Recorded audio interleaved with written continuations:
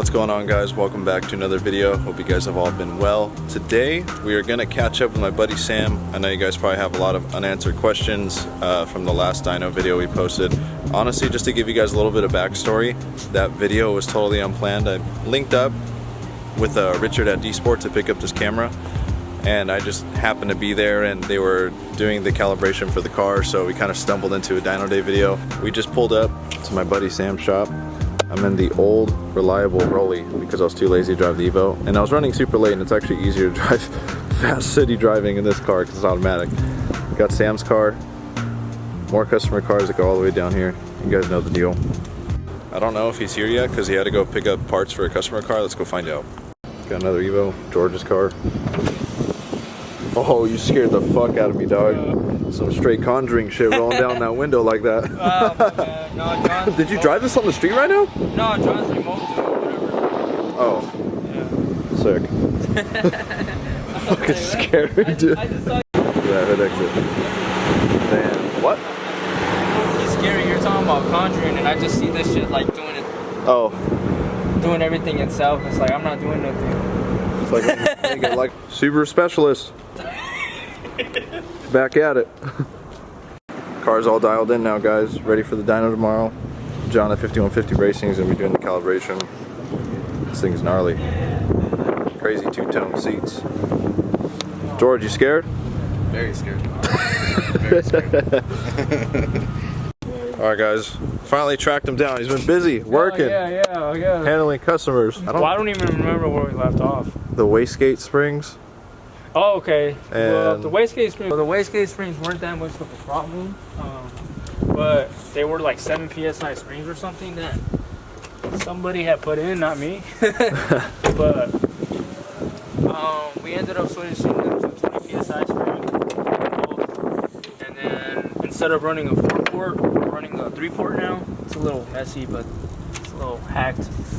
You're running a 3-port now. Yeah, 3-port. That's what Bo wanted to run. It controls boost better, he said. Which is true. 4-port, you know, there's more like air. Well, it's got an extra port, so it makes sense. Yeah, so it's mostly for like Hondas. What do you call, like, you know how Hondas they launch at like what 9 psi because they don't need a lot of boost. Right. And then like if they set it at what like 10-20 pounds of boost, it spikes at like 30-40. I don't know. It doesn't matter because, you know, they're going down so fast. Well, they're usually boost by gear, right? Yeah, exactly. So that's what I'm saying. Well, hopefully I said that right. But so yeah, that was the wastegate issue. Not really an issue, but he just wanted to run more spring pressure with 3-port instead of 4-port. Makes sense. And then the timing, you know, that on that last pull. Oh, Be loud. yeah, there's customers coming in, guys, with this titanium exhaust, so I'm not gonna be able to hear over that. Alright, so the timing bell, you know, on that one last pull, I think it was on the video, you know, right when it hit like 9,000 RPM, the car shut off, and then, you know, he was like, huh, that's weird. You know, it's like 30 degrees off exactly. So we're like, that's like exactly a tooth for trigger. So, you know, we went and cranked it, and then we determined that, you know, the cams were on TDC. You know, that was TDC, but the crank was like 30 degrees off, so it must have skipped a tooth. And we're like, what the heck? How'd that do that? And then they were thinking it was like either a bad tensioner, you know, the belt was too loose, or it might be too tight. But I was like, I mean, I did it how I usually do it, you know, so it's like, there's no way. So, you know, later on that night, I was taking everything apart. Right when I took the belt off, I was trying to spin the oil pump gear. And I have a video of it. I don't know if that will see, but I can send it to you. It's hard to spin. You couldn't spin it. Like, it was like stuck.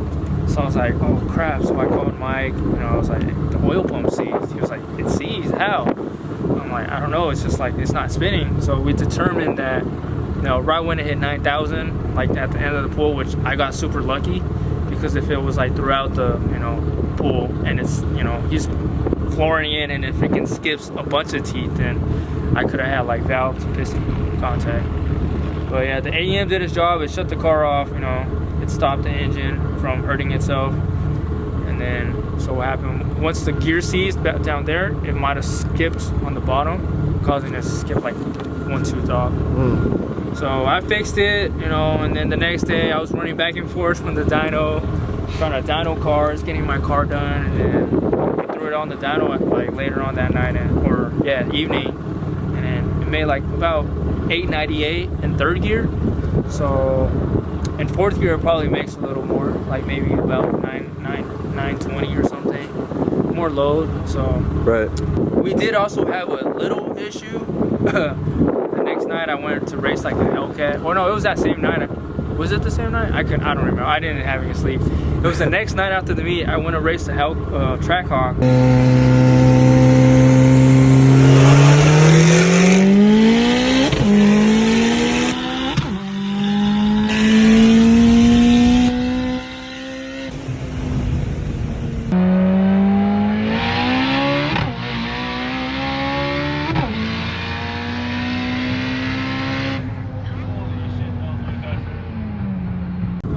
And there was like, it felt like there was water getting into the engine, but it wasn't lifting the head.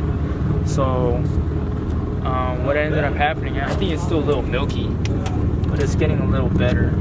Yeah, so that's all from the other time. I tried cleaning it out as much as I can, but it was getting watery. And what we determined is when I did my block, when we went from 11 millimeter to 12 millimeter, when we were drilling it, it might have went through the coolant ports, or it might have went through where the coolants are. And you know, with the studs, if you don't have anything sealing down there, like when the water's pushing up, it'll just go through the threads and into the head. And that's exactly what it looked like. It was going into the head, and it probably mixed with the engine oil and all that. But I ended up taking the studs out. You know, did it like the small block Chevy way, like the OG way, like OG small blocks there, the studs actually went through the coolant port, so you had to get some thread sealant. So that's what I did, sealed it up, and it seems to be working fine now. So it's a lot. you were saying that Bo wants you to data log it for turning it up more, because I remember you saying that it could for sure break 1,000. Yeah, so he was telling me, and I bet somebody, I don't remember, I think it was Jesus or something. I told him, I was like, yeah, I think this turbo will like make 1,000, and I think he said no. Bo said it has potential to hit 1,000, like it wanted more, but you know, I told him we could leave it as is. We don't have to push it, you know, if he doesn't want to. I'm gonna get some EGT sensors on it, so we could data log, like, you know, how hot it's getting. I have you know, another connector right here. This one right here, I could either do, you know, turbo wheel speed, or I could weld on exhaust, back pressure in here, and then you could see how much back pressure we're actually getting. So, you know, those are the two options. And then I also want to get like a designated oil pressure sensor wired directly to the ECU, so that way, like, I could do the fail-safe and all that, because right now it's just going to my X series gauge. All the launch control, you know, that is already set up. Mike wants me to set up like a 3-step on it, so, and I'm still kind of having a hard time like trying to understand what he means by that. It's pretty much traction control, really. So kind of like if for the 2-step is for, you know, it's stuck at, you know, for your launch control. Once like you take off and it spins, the 3-step kicks in, and it kind of like pulls the power. That way it doesn't spin the wheels, and then like, yeah, gradually. That makes sense. But you know, I told him, like, once we get it all set up, you could explain it to me. So right, once so I know, you're not blowing the tires off. Yeah, exactly, pretty much. So like, you know, like I did a test pass on the street the other day, and it was just spinning all four first. And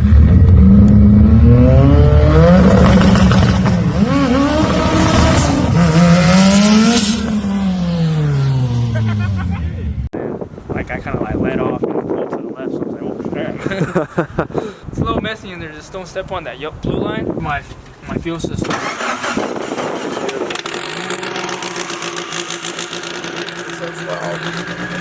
It's not as loud when you close the door. Like, the windows up, we could actually talk in here. Oh yeah. On my old set, remember when we were like doing pulls, or not even like just normal driving? Yeah, that's pretty loud. Like, I'll be back.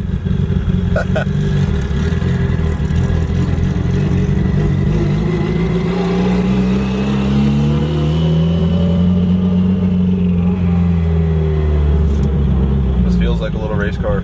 Yeah. Yeah. You never sat in here with the dog box, huh? Oh yeah, I forgot that you have it. Sometimes it'll click, sometimes it won't. It's normal if it does, but so don't be. The gears are straight cut? Yeah, they're straight cut. Final drive and the gears are straight cut. Besides fifth gear. There it is. Yeah, that's a pretty crazy feeling.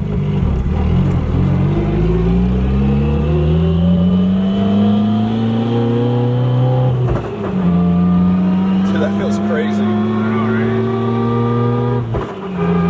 Sometimes it's like, I bet. I don't know, it's weird. It's like sometimes you'll get it right and sometimes you won't. Yeah.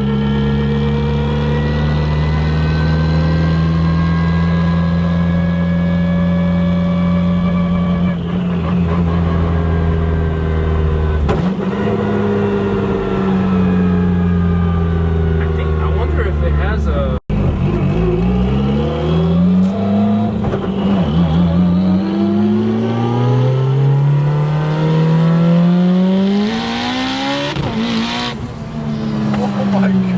Dude. This thing's ridiculous. yeah, how much is that? 37 pounds only. Dude. That was ridiculous. You think it's way faster than before? Oh hell yeah. That's not even a debate, dude. Yeah? Yeah, for sure. Like, I want to say it's fast, but then it's like I think it's just hard because you like kind of used to it, you know? because I was used to 700. Yeah, that's what I'm saying. Like you're kind of accustomed like to the Yeah. power. I mean, this is like 200 more almost. Yeah, but think like it is I feel like the way the 6.2 would come on Yeah. wasn't as crazy as this. Oh yeah, for sure. Like this, like it's like off on, you know? yeah, it's like what the fuck just hit me. Yeah.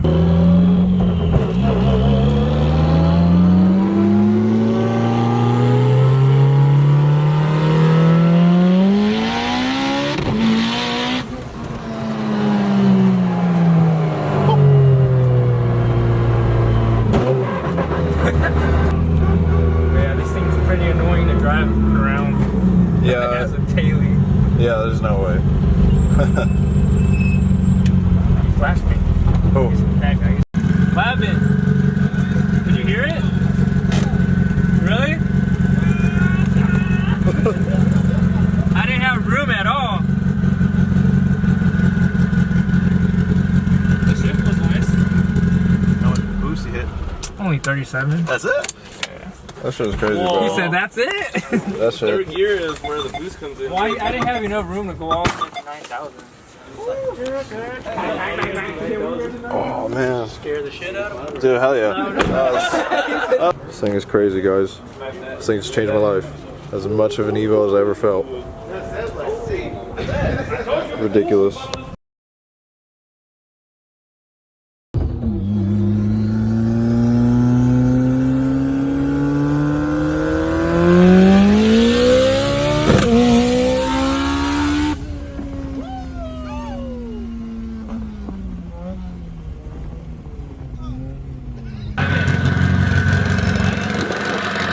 Hey George, what'd you think? Fucking fast. I'm gonna sell my 10 now. Yeah, this thing's crazy, not dude. smoky. I fucking need this. I need this. Hey, you got a neck.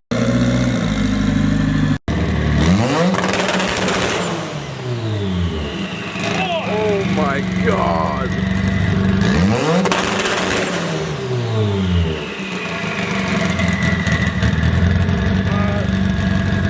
Quick pit stop to get me and the lady some food. If you guys live in SoCal, you already know. Guys, Sam's car is ridiculous. Like, I've been in a lot of Evos, like a lot of, you know, like 600 horsepower, 700 horsepower, couple that made 800 horsepower. That thing making 900 or 898, if you want to get specific with it, felt insane. Like, and we didn't even have enough runway to wind it out to like 45, 47 pounds, like what George and Ivan and everyone else got in the second ride along when I was filming them coming back. That thing was as much of an Evo as I ever could have imagined. It was ridiculous. definitely gave me inspiration to start getting into the build, even though it's gonna be super expensive because there's a lot of stuff we got to change that aren't, you know, power related. But hope you guys enjoyed it. Thank you, Sam, for letting me stop by, and also for hooking it up with the shirt that I actually was supposed to technically grab before the Evo meet, and Sam was too busy for it.